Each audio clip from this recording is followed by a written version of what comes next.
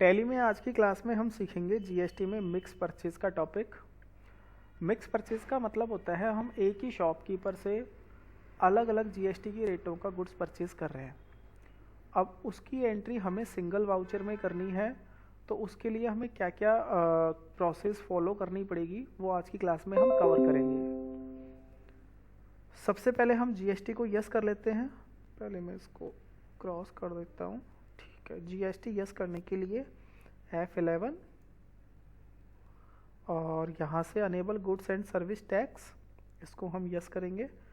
Yes करने के बाद हमने अपना रजिस्ट्रेशन रेगुलर में करवा रखा है, तो मैं रेगुलर सेलेक्ट कर लिया। यहाँ पर जो भी इंफॉर्मेशन है वो मैंने अभी डिफ़ॉल्ट रखी है। किस जगह क्या भरना पड़ता है ये हम पहले की क्लासेस में डिस्कस कर चुके हैं। अगर आपने वो वीडियोस नहीं देखी है तो मैं डिस्क्रिप्शन में लिंक दे दूँगा, वहाँ से जाकर आप वो वीडियोस देख सकते हैं।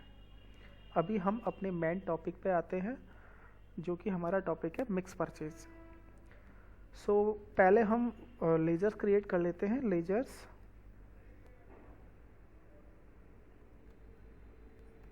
Purchase GST @5%।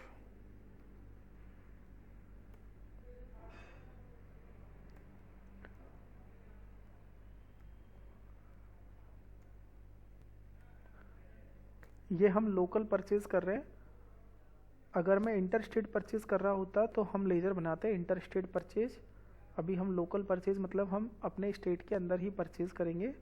सो यहाँ पे परचेज का लेजर HSN की डिटेल जब हम स्टॉक आइटम बनाएंगे उसमें डाल देंगे।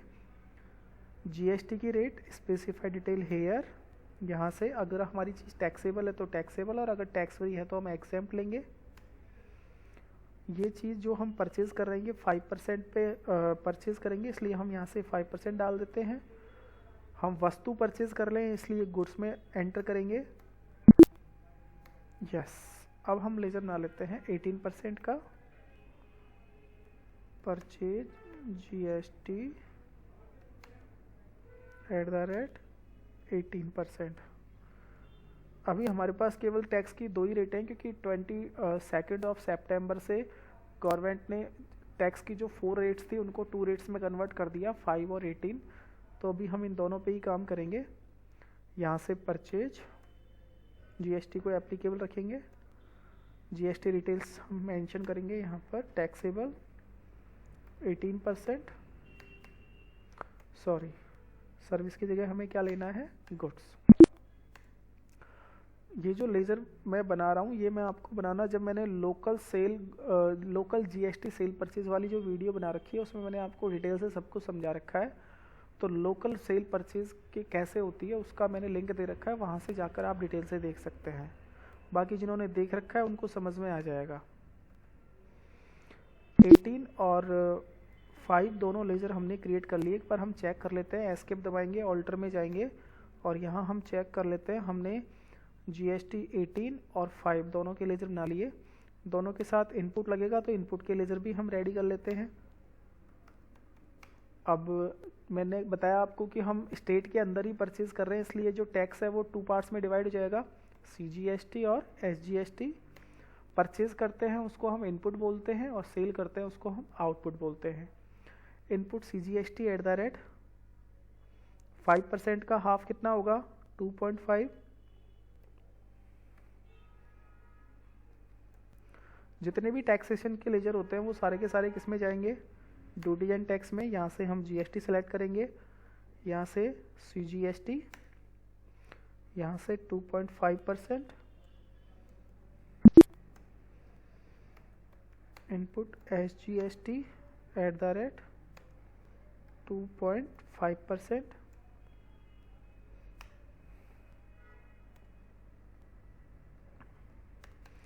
ड्यूटीज एंड टैक्स GST, और यहाँ से हम ले लेंगे SGST 2.5%।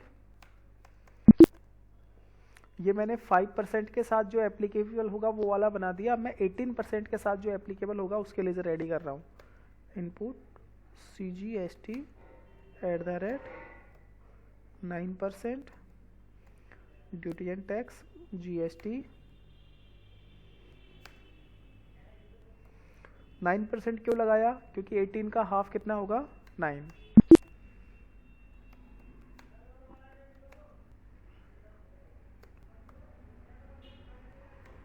ड्यूटीज एंड टैक्स, यहाँ से जीएसटी और एसजीएसटी। एस का मतलब होता है स्टेट, सी का मतलब होता है सेंट्रल।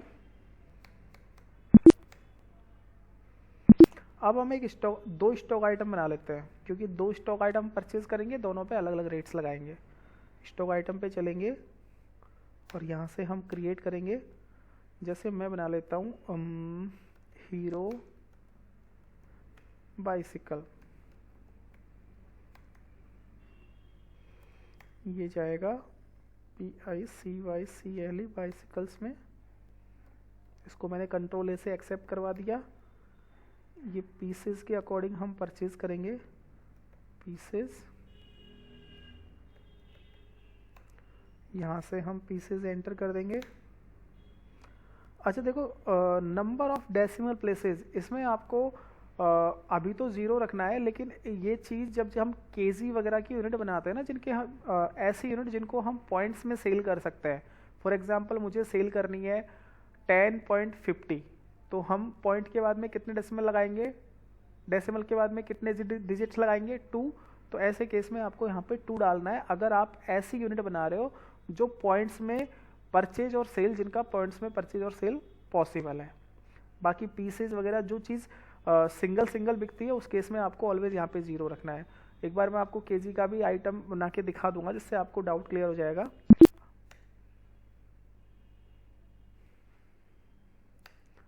HSN का डिटेल हम यहाँ पर एंटर कर देंगे।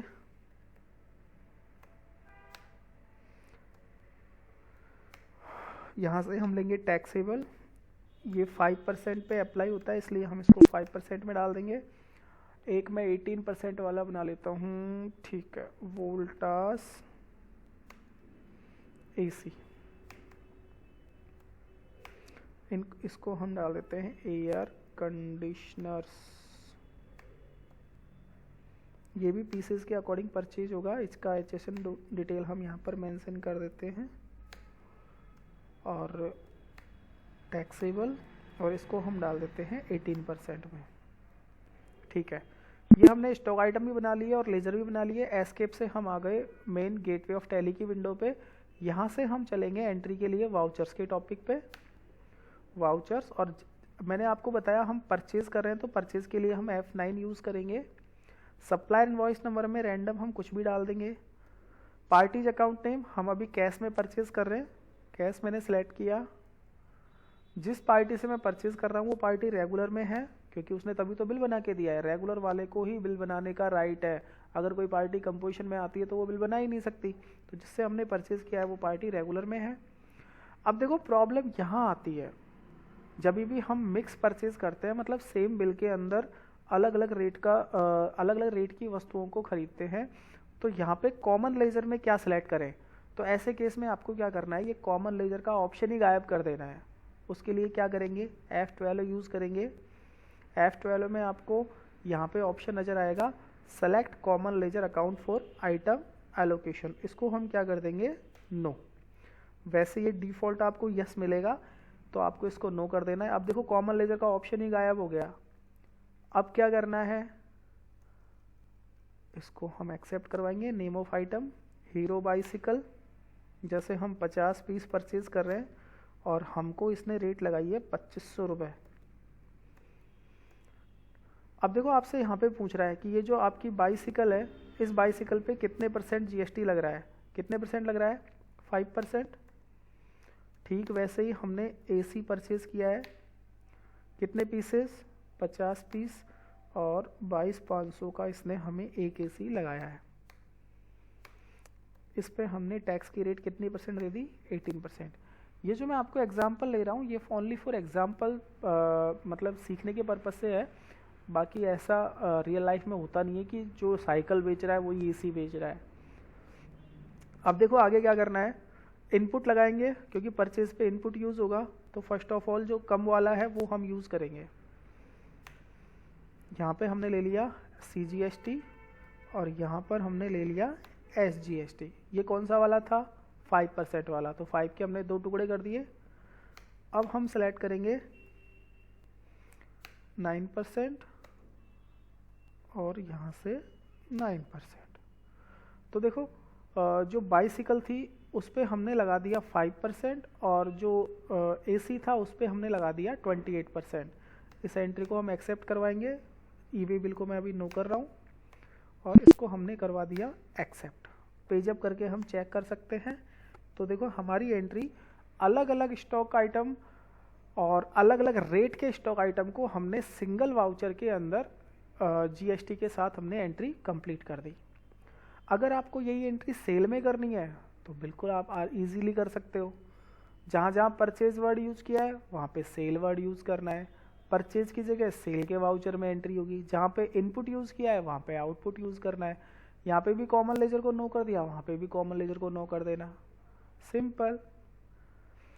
तो उम्मीद करता हूँ आपको आज का वीडियो समझ में आ गया होगा और GST से रिलेटेड जितने भी वीडियोज़ हैं उनकी लिंक मैंने डिस्क्रिप्शन में दे रखी है। आप वहाँ से जाके आप जितने भी वीडियोज़ हमने अपलोड कर रखे हैं उनको देख सकते हैं। अगर आपको वीडियो अच्छी लग रही है तो प्लीज़ चैनल को सब्सक्राइब करें और मिलते हैं आपसे नेक्स्ट वीडियो में। धन्यवाद।